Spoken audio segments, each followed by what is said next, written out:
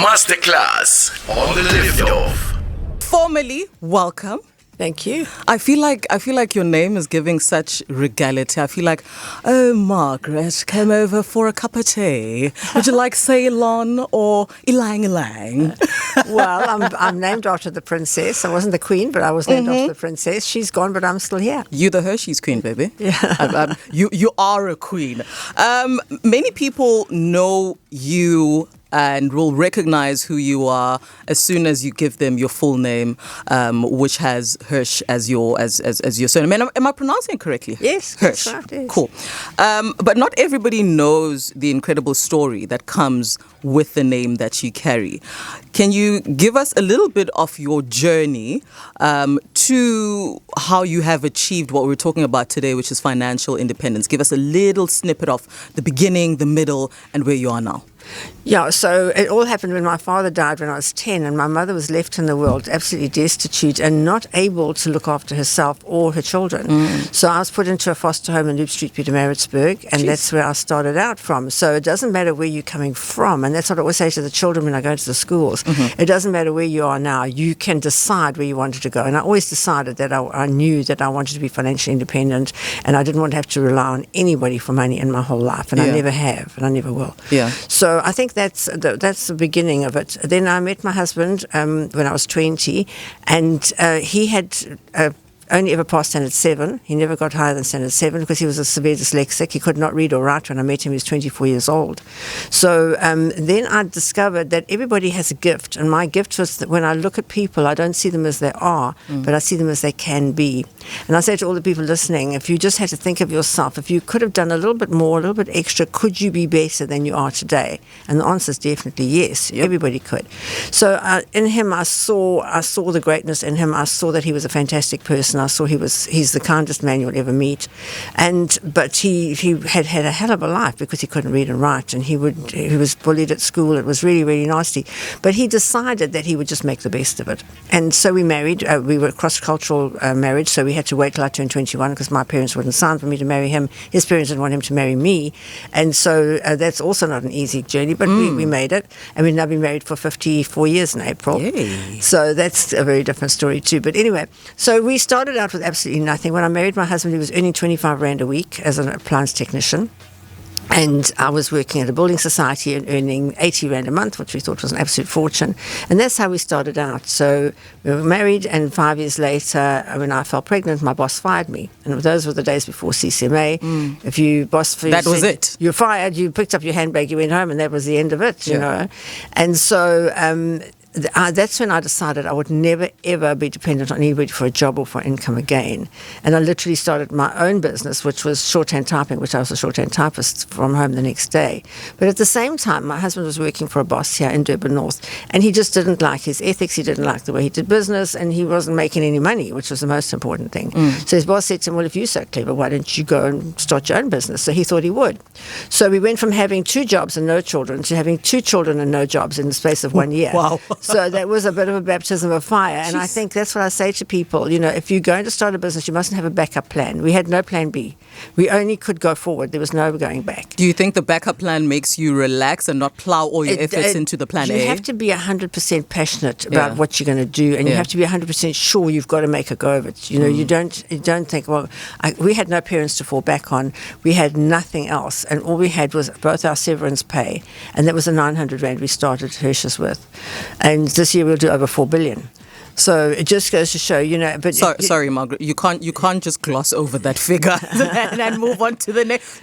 Now you are clocking what? This year we'll do over 4 billion. Having started with around 900. 900. So it just goes to show it can be done, but it can't be done overnight. And I think that's where a lot of people go wrong. They want to be rich overnight. It doesn't work that way. And 46 years. And how I teach people is I say God gives you a little bit of money, and He sees how you handle it. If you handle it well, He gives you a little bit more, sees how you handle it. If you don't handle it well, He doesn't give you any more. So, I think, and all the entrepreneurs I work with, I say to them, start slowly. Like one of the ladies I started with, she said to me, I can't start a business. All I've got, we tipped her handbag out onto my desk, and all she had and change and everything was 30 Rand. We started her business with 30 Rand, and today she's driving a Mercedes-Benz. She lives in a beautiful home, and she has got everything she wants. So then, having gone through everything that you have gone through, Margaret, all the sacrifices that you've made, because having Hirsch's start in 1979 and here we are this year, 2025, surely couldn't have been easy. Not easy. It's not easy, and that's what most people give up. You've got to understand it's going to be tough. Life is hard. Get used to it. As Bill Gates said, life ain't fair. Get used to it. So it's not going to be plain sailing all the way. And and when we've gone along, we've had everything from floods to fires to break-ins to hold-ups. You name it, we've had it, And of course, the worst was the looting. When they got into my Springfield store, they looted it, they burnt it to the ground. And they came to us and said, it's going to take you 2.5 years to start this shop. And I said, that can't happen. And I literally walked in the front door while the looters were running out the back door with all the stuff. And we built it from the ground up. There were no workmen. There was nothing that we could do. With our own staff and our own two hands, we built that shop from the ground up, and we opened 10 days after it happened. So, Margaret, knowing what you know now about business and about life in general, how would you describe or define financial independence? Well, my goal in life is to make every woman financially independent, because a financially independent woman can make her own choices. She can live where she wants to live. She can bring up her children the way she wants to do it. She can educate them. She can look after herself. She can buy herself the things she wants. She doesn't have to rely on anybody else. And to me, that's financial independence. You don't have to ask anybody for anything. You can do it all yourself. But it's not easy. You have to be hardworking. It's not an easy trip. You don't get rich overnight. Nobody's going to give you anything. And I think if you just learn how to handle money from a little bit and build up and build up and build up. So the lady that I started with the 30 Rand, I said to her, what do you want? What do you love doing? She said, I love baking cakes. So I said, okay, let's bake a cake. So we scraped together 30 Rand. We bought enough ingredients just to make a small cake. And we went and I said, go and sell it for 60 Rand. She said, I could get more than 60 Rand for that. Sell it for 60 Rand. This is double. But then we took that 60 Rand and we bought more ingredients, and we could make 4 cakes. And we took more and we made 8 cakes. And that's how we started. And today she makes wedding cakes. She gets 10,000 Rand for a wedding cake. Beautiful. So, you start small and you build up, because then you learn how. So I've got a friend called Regine Leroux who is in Cape Town, and she teaches ladies how to crochet bags out of old bread plastic bags. So they cut them into strips, and they crochet bags and the pot plant holders and hats and everything you can think of. But we teach them that you make one bag, you get 300 Rand. And you would take that 300 Rand, you go and pay your rent. And you make another bag and you get 300 Rand, you go and pay your electricity. You make another bag, you get 300 Rand, you go and pay your kids' school fees. You make another bag, 300 Rand, you can go and buy food. And that's how we teach them to handle their money. And they're starting to handle their money and understand money. Because a lot of people don't understand money. To me, the worst thing you can do to any entrepreneur is give them a grant. Here's a lot of money. Just go out, and they don't know what to do with it. They don't know how to handle it. Whereas if you had to build it up little by little, you start to learn about money. Start small, start where you are. I'm hanging out today with Margaret Hirsch. She's giving us some tips and tricks of how to attain financial independence, but most of all, maintain it. Masterclass on the Liftoff. Now, you are joining us as we get back into our conversation for Masterclass this afternoon. I'm hanging out with Margaret Hirsch. You know her, the lady, the boss lady behind the very many Hirsch stores that we're familiar with in KZN and all across the country now. I just saw that you recently opened up a store in Hyde Park. Yeah, we opened a store quite long ago, about 8 years ago, but it got too small for us, so we had to make it bigger. So while we were trading, and we didn't lose one day of trading, we built a whole new store over the old store, and then we just knocked the middle down and it opened up. So yes, it's a very big store. It went from about a 2,000 square meter store to almost a 5,000 square meter store. So I need to baptize those escalators. I saw them, Margaret. Yes, I was like, ooh. Oh, did you know that it cost 1.5 million Rand? I said, there's 1.5 million Rand going round and round and round. I saw that all the time. So we're sitting here when we're talking about the attainability of financial independence for women across the board, right? Yes. And that it can happen for everyone. We just need to practice discipline and plow our efforts and our money into things that we love and our passions, and that's how we can get closer to attaining that. But I know somebody is listening to this conversation and thinking, but Njabs, it's easy for Margaret to sit here and say these things when she perhaps hasn't made the mistakes and hasn't been in financial fixes the way that we are right now. So if somebody is sitting and listening to the story and saying, yeah, but I am 100K in credit card debt. Yes. I have 3 kids to take care of. I'm a single mother. How then do I achieve what Margaret is talking about so easily? Can somebody right financial wrongs that they are in the throes of right now? Absolutely. You can always right the wrongs because you can always change direction. You know, it starts with your thoughts, and the trajectory of your thoughts takes your life the way your thoughts are going. So you have to start thinking right. And, you know, you can't think like a poor person and become rich. By the same token, you can't think like a rich person and stay poor. So you have that choice every day. Every day is a series of choices, and you can make those choices.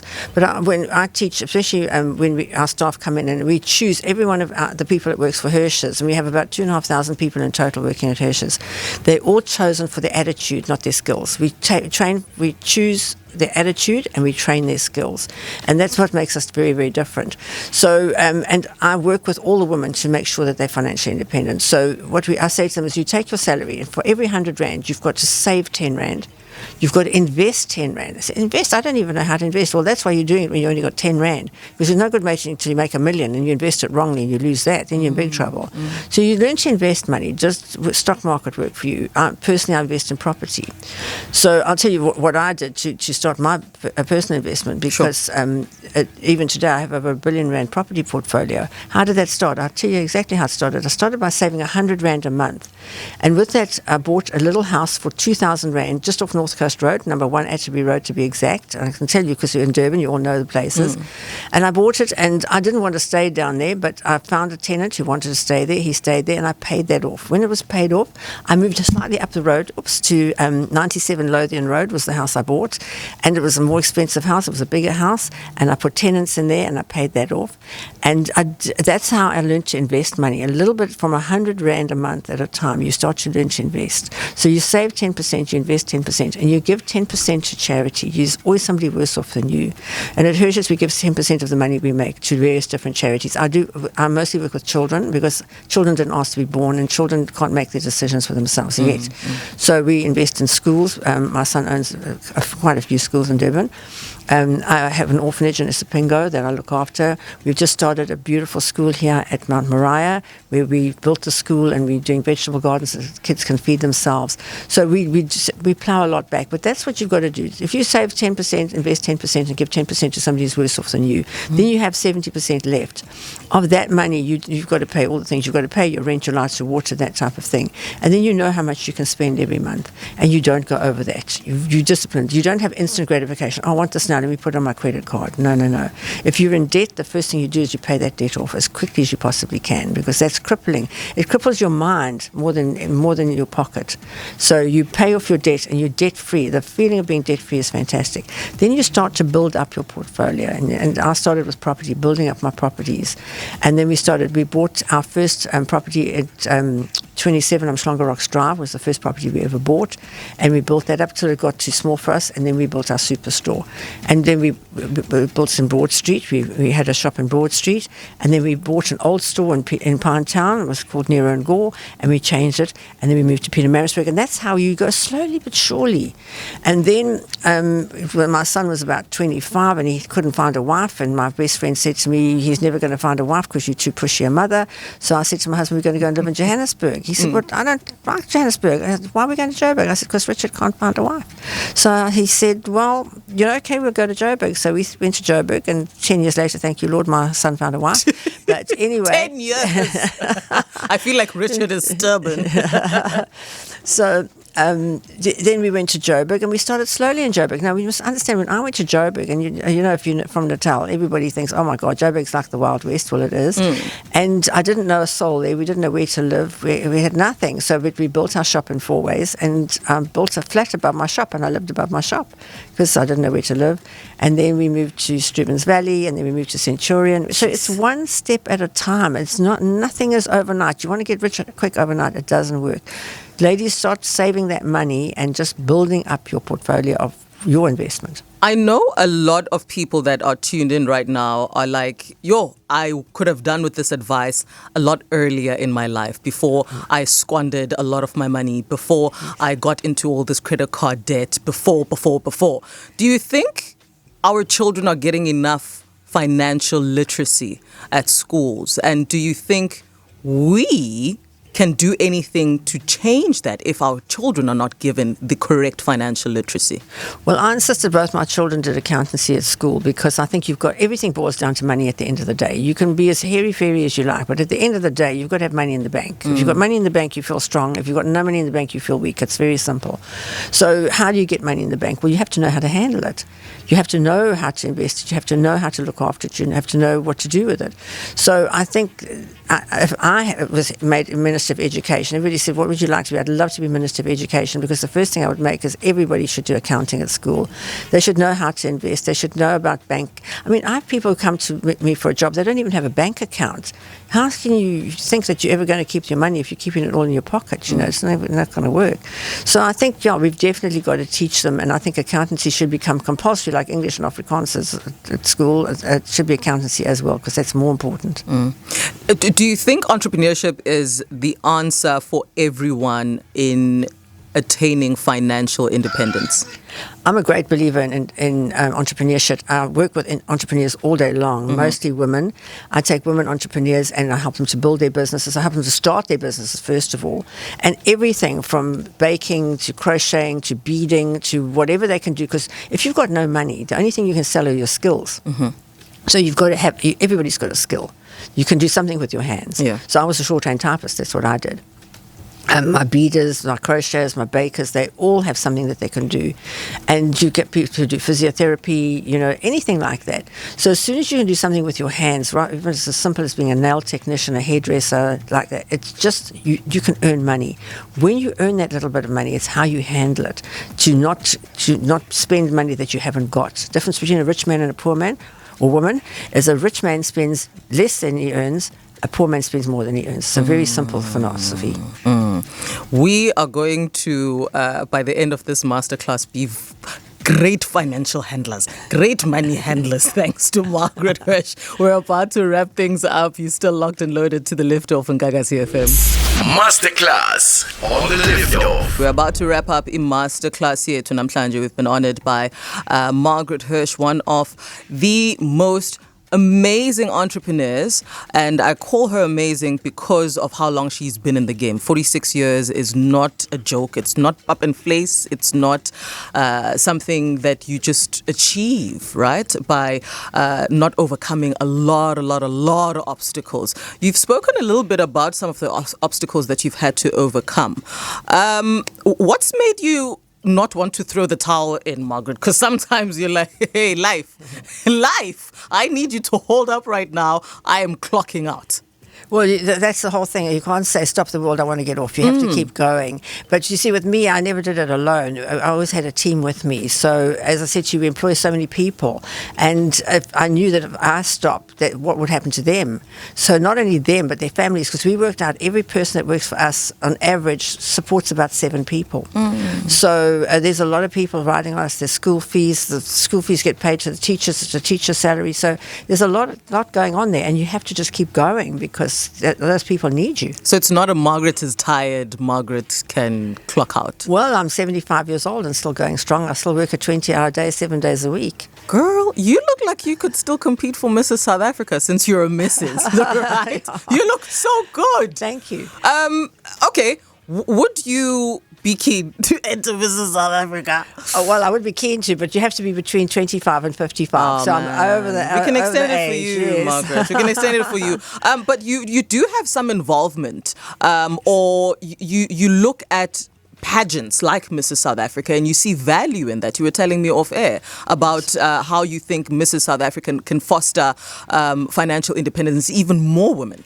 Well, it gives you the strength to stand on your own 2 feet. And Mrs. South Africa is more than a pageant. We grow women to be the best that they can possibly be. And a lot of women, you know yourself. There's so much more of you, but you're not giving it. You're holding back. Why are you holding back? You've just got to give it out. You can give so much to communities, to other people. And I like the fact that I work in the schools with the teenage girls a lot. And in the old days, I used to go out distributing reusable sanitary pads into the schools, and I still do. But some of the girls are too fancy today, but in the rural schools, they're more than happy to have them, and it really, really works for them. And we've, in the beginning, we started monitoring their marks, and when they can go to school every single day, their marks are much higher than when they take that week off when they stay at home. So for me, that made such a difference. And also having the Mrs. South Africas as role models that these girls can look up to, because most of them have degrees, most of them are in very happy marriages, they're bringing up really good children, and they're really good role models to a lot of girls who don't have good role models at home.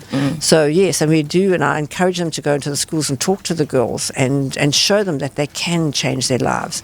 And I mean, as I told you, our current Mrs. South Africa became Mrs. World, the first ever black Mrs. World in the history of Mrs. World. Nice. And so she made such history, and she's such a fantastic person. She's a lawyer by profession. She comes out of Soweto, and there she came as top one in the whole world. Beautiful. It was incredible. Beautiful. Let's talk about your philosophy around education, right? Do you think education is a make or break factor in how successful or how financially independent we can grow to be? Never. It's all about your attitude. Okay. So if you have the right attitude, you can do anything. And I think that's the most important thing. What was the beginning of your question again? Is that just in general?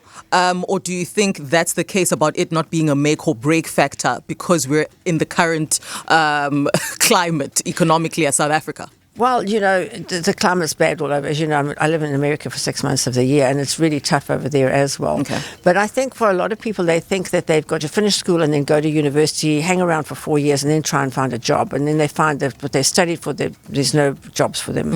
And it doesn't work. So I'm a great believer in going to find a job of some description, or if you can't find a job, employing yourself. If nobody else will employ you, employ yourself. That's what I did. I had to employ myself because nobody else would employ me. And then you sell your skill, and that's how you start off. And to me, that's the answer. But if you want to study, and I'm so sorry if people say if you've got any regrets in your life, I'm so sorry I didn't start studying sooner. Because it's only when I got to 60, I thought, I've always wanted a degree. I always wanted to go to university. We had no money to go to university. It was not even a chance. I finished school. I went to Russell Girls High School in Pietermaritzburg. I finished school on the Friday, and I started work on the Monday. One of the lawyers had come in and said, I wanted one of your bright children who can't go to university, and I'll give her a job. And that's how I got my first job. I remember I was in the swimming team. I got out of the swimming pool, put my hat on, my uniform on, went for my interview, got the job, and started on the Monday. So for me, I could never study. And I didn't think about studying then because I was just keeping body and soul together. But when I got to 60, I thought I'd really like to study. So I went to UNISA and I started studying, and I did a business degree, and then I did my honours, and then I went to Regent Business School, and I did another business degree there, did my honours there, and then at 70 I got my MBA. And I say to kids, don't wait until you're 70 to get your MBA. You can get it much sooner. But if they say, I can't afford it, well, you've got to work and study at the same time. Margaret, you keep dropping these major things and then just glossing over them like they're nothing. You achieved your MBA at 70. That was my 70th present myself. Girl. Jeez. A powerhouse you are. But the earlier you can start, obviously, the better, yes, right? Work and study. That's how it should be in the beginning, and you can get up that ladder much quicker. Now, you were talking to me about some lessons that you impart, or important nuggets of how to be in life, just in general, with your employees at Hirsch's. Yes. Share that with us, because we're not all going to be Hirsch's employees, so we're not all going to have this close access to you that we do now. But everybody can do what we do. So we encourage all our employees to have a second stream of income. So it can be as simple as our cashiers can be selling Unique makeup, Herbalife, whatever, that type of thing. As you said, we've got Denver with us, who works with us in the day, and he's a presenter, a TV presenter as well, and an MC. We've got Shane, who works with me as well, who has his own social media and does social media for other people as well.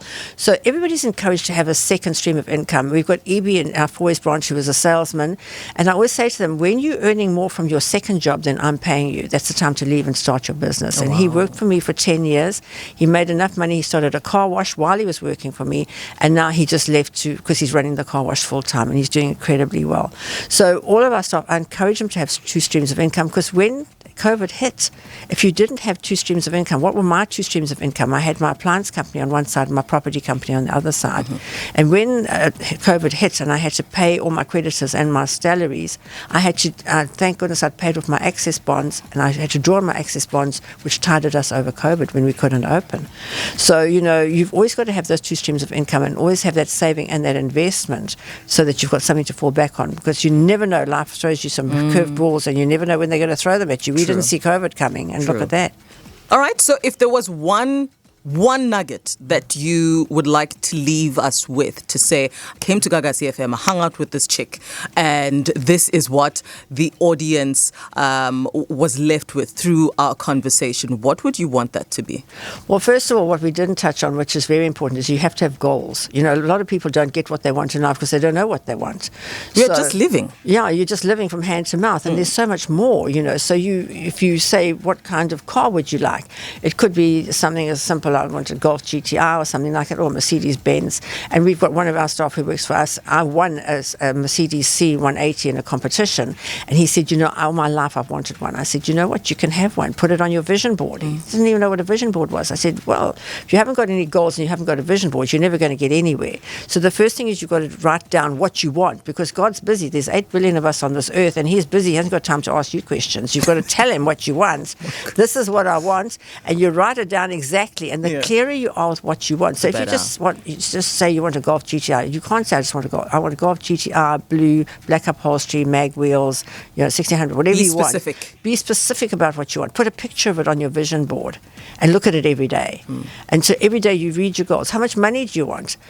The money you want is not the same as what I want. So you go to the ATM, you draw your balance, you Tipex out what's written there, and you write in black Cokie what you'd like to see there, and you stick it on your fridge. And then you look at it every day, and you'd be surprised how quickly it comes to you. It's just incredible. Whatever you want, if you want a diamond ring, you want a motor car, you want a beautiful home, you put down exactly what you want and you work towards it, and you will be shocked at how quickly you can get it. You run a 4 billion rand empire right now. Do you still have a vision board? I still have a vision board. I still read my goals every single day. Beautiful. Yes. What's on there? Beautiful, it's lovely things. Well, mostly my family, because first of all, the most important thing in your life is your health. So as you can see, health is important to me. So you've got to be healthy. It's no good being the richest person in the graveyard. That's no good.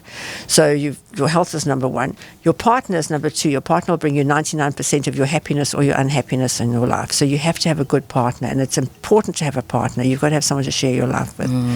The third thing is your family. You've got a family. Sometimes you have people that are not good in your family. You've got to leave them behind. You've got to move on, because you've got to stay in your lane.